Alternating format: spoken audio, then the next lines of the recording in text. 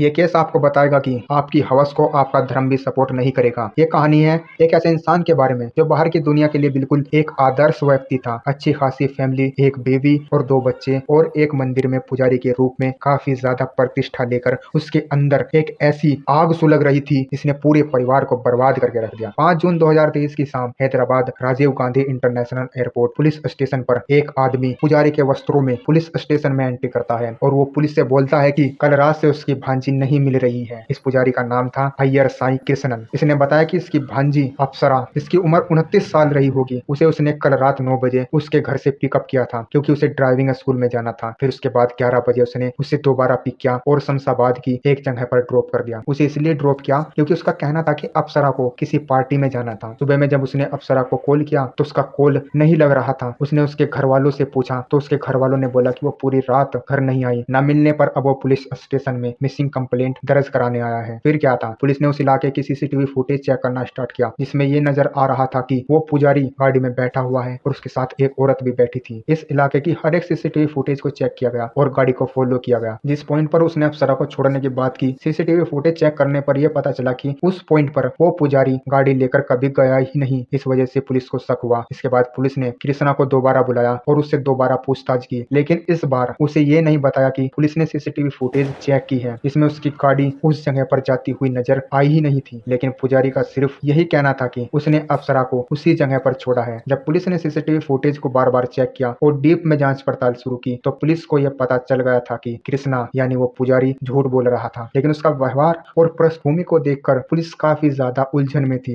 वो काफी ज्यादा पढ़ा लिखा था, साथ में वो एक मंदिर का पुजारी भी था और पास्ट में उसका कोई क्रिमिनल बैकग्राउंड भी नहीं था। लेकिन पुलिस ने सबूतों को मद्देनजर रखते हुए एक बार फिर उसे बुलाया। अब इस बार क्या था, पुजारी थोड़ा घबरा गया और उसने अपने पुराने स्टेटमेंट को थोड़ा बदलने लगा। जैसे ही उसने अपने बयान बदल लिए तो पुलिस ने काफी ज्यादा सख्ती दिखाई। सख्ती दिखाने पर उसने पुलिस से बोला कि आप मेरे साथ चलो और उसने एक ऐसा राज बताया। इस सुनकर सब हैरान हो गए। पुजारी कृष्णा ने पुलिस को बताया कि मैं तुम्हें वहां पर लेकर चला जाऊंगा जहां पर अप्सरा है, और वो पुलिस को एक मंदिर में ले गया। मंदिर के पीछे एक सुनसान इलाका था जहाँ पर एक मेन होल था। पुलिस ने उस मेन होल को देखा और पुलिस को शक हुआ। पुजारी ने बोला इस मेन होल को खोलो। पुलिस ने मेन होल को खुलवाया। जैसे ही मेन होल खोला तो उसके अंदर एक लाश पड़ी हुई थी। इसकी हालत काफी ज्यादा खराब थी और वो लाश किसी और की नहीं बल्कि अप्सरा की थी, जो इस पुजारी की बहन की लड़की थी। पुजारी ने बताया कि मेरी और अप्सरा की उम्र में लगभग 6 साल का ही डिफरेंट है। बचपन से ही हम दोनों एक दूसरे को पसंद करते थे। कुछ टाइम बाद अप्सरा की शादी हो गई और वो कुछ नहीं कर पाया। शादी होने के कुछ टाइम बाद अप्सरा के हस्बैंड ने आत्महत्या कर ली। अप्सरा और पुजारी दोबारा से टच में आ गए। उनकी नजदीकियां काफी ज्यादा बढ़ गई थी और उनके बीच में प्रेम संबंध थे। ये रिश्ता कई सालों तक चलता रहा, लेकिन धीरे धीरे अप्सरा ने